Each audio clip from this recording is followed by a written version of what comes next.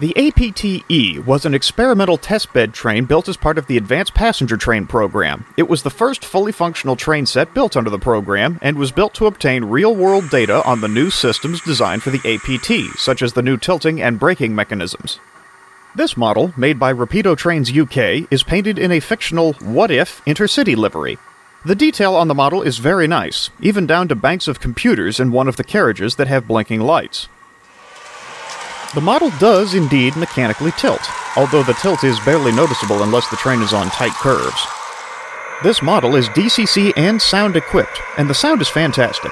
Speakers are found in both power cars, giving the model an almost stereo quality that I would expect from an O-gauge sound system.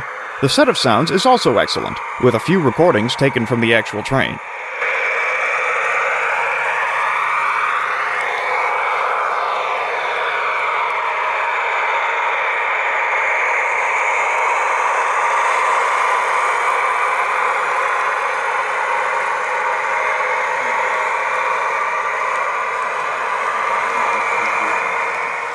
The model so far seems to run quite well on the hand-laid track of the Northern Virginia Model Railroaders Club layout, which is more than I can say for a lot of double O-gauge models. The only running problems I encountered with the model had to do with my not coupling the cars together properly at one point.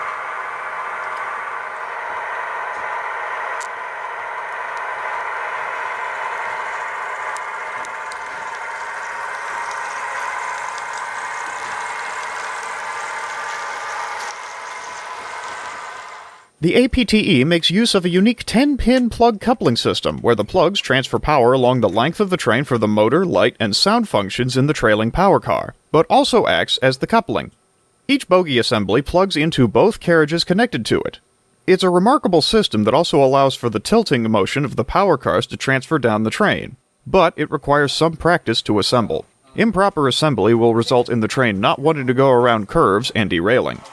These are just my first impressions of the model, but my overall first impression is very good. I do wish the tilting was more pronounced, but I recognize that the curves I'm running the train on here are likely more gentle than those one would find on most British home layouts. If the train leaned into the curves here, it would likely be doing barrel rolls on UK layouts.